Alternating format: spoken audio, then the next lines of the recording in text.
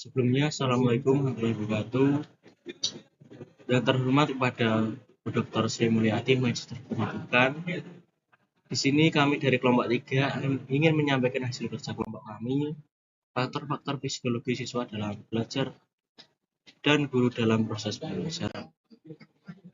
Perkenalkan anggota kelompok kami, yang pertama Angelina Felicia, yang kedua Sri Harwati, yang ketiga Rofika Diastanti, keempat Widina Saputra. Latar belakang, pada dasarnya pendidikan adalah usaha sadar untuk menumbuhkan potensi sumber daya manusia peserta didik dengan cara mendorong fasilitas kegiatan belajar mereka. Belajar adalah istilah kait kunci, yaitu kait term, yang paling vital dalam setiap usaha pendidikan, sehingga tanpa belajar sesungguhnya tidak pernah ada pendidikan. Arti belajar itu sendiri yaitu suatu proses usaha yang dilakukan individu untuk memperoleh suatu perubahan tingkah laku yang baru secara keseluruhan, sebagai hasil pengalaman individu itu sendiri dalam interaksi dengan lingkungannya. Dalam hal ini, untuk memperoleh suatu prestasi yang berkualitas, bisa diukur dengan pengalaman individu dalam interaksi dengan lingkungan yang menyangkut kognitif, afektif, dan psikomotorik. Sebagaimana yang telah diketahui bahwa dalam keseluruhan proses belajar pendidikan, dalam kegiatan belajar merupakan kegiatan yang paling pokok.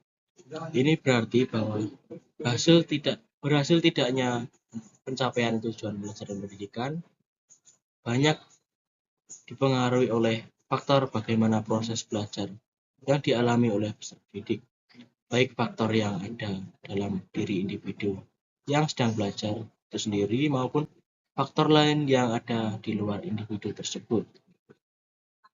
Yang selanjutnya adalah rumusan masalah. Yang pertama, apa yang dimaksud dengan belajar? Yang kedua, apa yang dimaksud dengan psikologi? Yang ketiga, bagaimana faktor-faktor yang mempengaruhi proses belajar? Yang keempat, apa yang dimaksud dengan aspek psikologi dalam belajar? Yang kelima, bagaimana kompetensi guru dalam? Yang selanjutnya adalah tujuan masalah. Yang pertama, untuk mengetahui dan memahami serta dapat menjelaskan pengertian belajar. Yang kedua, untuk mengetahui dan memahami serta dapat menjelaskan pengertian psikologi. Yang ketiga, untuk mengetahui dan memahami serta dapat menjelaskan faktor-faktor yang mempengaruhi proses belajar. Yang keempat, untuk mengetahui dan memahami serta dapat menjelaskan aspek-aspek psikologi dalam belajar. Yang kelima, untuk mengetahui dan memahami serta dapat menjelaskan kompetensi guru dalam pembelajaran. Pengertian belajar dalam Kamus Besar Bahasa Indonesia (KBBI), belajar adalah berusaha memperoleh kepandaian atau ilmu. Selain itu, menurut KBBI juga belajar adalah berupa tingkah laku atau tanggapan yang disebabkan oleh pengalaman. Beberapa ahli juga mengungkapkan pengertian tentang belajar, yaitu M. Robi Sutikno. Pengertian belajar adalah suatu proses usaha yang dilakukan oleh seseorang dalam mendapatkan suatu perubahan yang kemudian baru sebagai hasil pengalaman sendiri dalam interaksi dengan lingkungannya.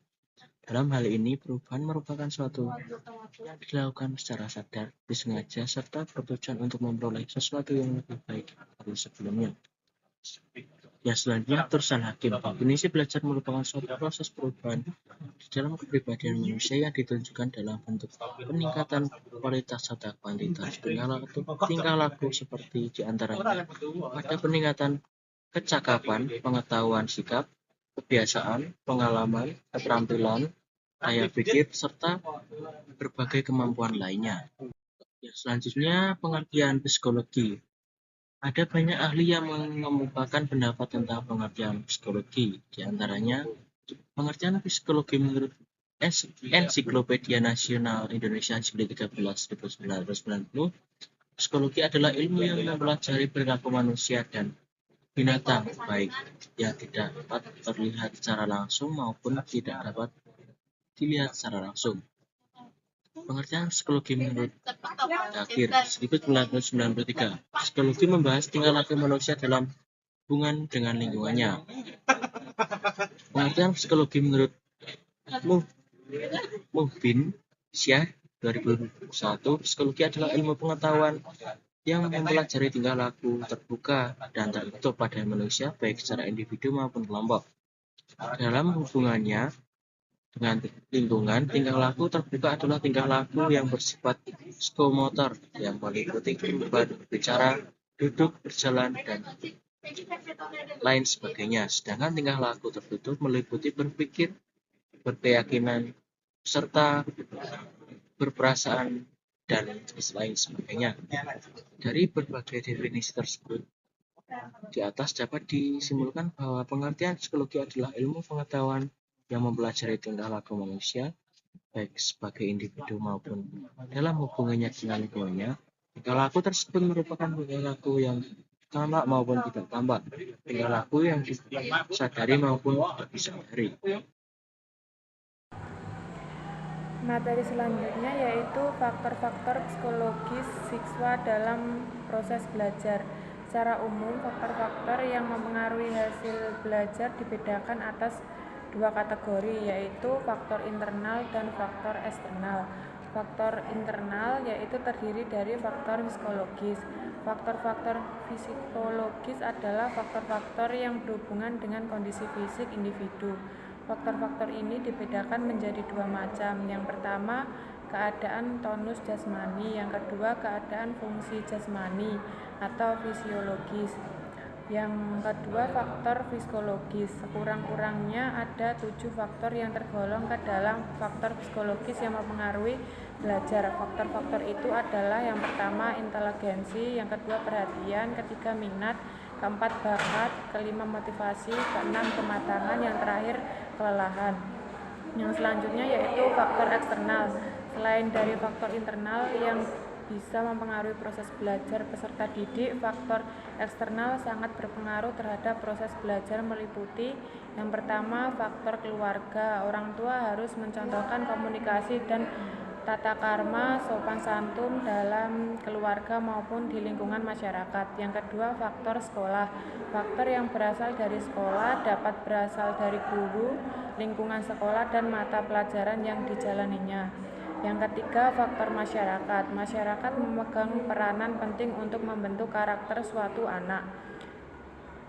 Yang selanjutnya, materi faktor-faktor psikologis guru dalam proses pembelajaran. Yang pertama, kecerdasan atau kemampuan emosional. Menurut Goleman tahun 2017, kecerdasan emosional adalah kemampuan seseorang mengatur emosi, menjaga emosi, dan pengungkapan melalui kesadaran diri, pengendalian diri, empati, motivasi diri, dan keterampilan sosial. Yang kedua, kepercayaan diri. Kepercayaan diri adalah kemampuan dalam meyakinkan diri pada kemampuan yang kita miliki atau kemampuan untuk mengembangkan penilaian positif baik untuk diri sendiri ataupun lingkungan sekitar. Baik, untuk materi selanjutnya akan disampaikan oleh Saudari Taufika. Saudari Taufika, Baik, di sini saya akan menjelaskan aspek-aspek psikologi dalam belajar. Yang pertama yaitu persepsi. Persepsi adalah proses yang menyangkut masuknya pesan atau informasi ke dalam otak manusia. Melalui resepsi, manusia terus-menerus mengadakan hubungan dengan lingkungannya. Hubungan ini dilakukan lewat inderanya, yaitu indera penglihat, pendengar, pengraba, perasa, dan pencium. Yang kedua yaitu berpikir. Berpikir adalah suatu keaktifan pribadi manusia yang mengakibatkan penemuan yang terarah kepada suatu tujuan. Berpikir manusia sebenarnya merupakan proses yang dinamis. Dinamika berpikir ini dimungkinkan oleh pengalaman yang meluas, pengendaraan bahasa yang kaya, dan didukung pula pendidikan yang baik dan ketajaman dalam berpikir. Yang ketiga yaitu inteligensi. Inteligensi merupakan konsep abstrak yang sulit didefinisikan secara memuaskan. Meskipun demikian, dari sekian banyak definisi inteligensi yang dirumuskan oleh para ahli, secara umum dapat dimasukkan ke dalam salah satu dari 3 klasifikasi berikut. Yang pertama, kemampuan menyesuaikan diri dengan lingkungan, beradaptasi dengan situasi-situasi atau menghadapi situasi-situasi yang sangat beragam. Yang kedua, kemampuan untuk belajar atau kapasitas untuk menerima pendidikan. Yang terakhir, kemampuan untuk berpikir secara abstrak menggunakan konsep-konsep abstrak dan menggunakan secara luas simbol-simbol dan konsep. Yang selanjutnya yaitu minat. Minat adalah kecenderungan yang tetap untuk memperhatikan dan mengenang beberapa kegiatan. Kegiatan yang diminati seseorang diperhatikan terus-menerus yang disertai rasa senang. Nah, selanjutnya yaitu motivasi. Motivasi adalah kekuatan mental yang berupa keinginan, perhatian, kemauan, dan cita-cita yang mendorong seseorang untuk melakukan tindakan yang sesuai dengan tujuan yang diinginkan. Yang terakhir yaitu memori. Memori menurut Bruno tahun 1987 yaitu proses mental yang meliputi pengkodean, penyimpanan, dan pemanggilan kembali informasi dan pengetahuan yang kesemuanya terpusat dalam otak. Sekian penjelasan dari saya kembalikan ke moderator. Untuk materi selanjutnya akan disampaikan oleh Saudari Tati. Saudari Tati, saya persilakan. Terima kasih. Materi yang selanjutnya akan saya sampaikan yaitu kompetensi guru dalam pembelajaran.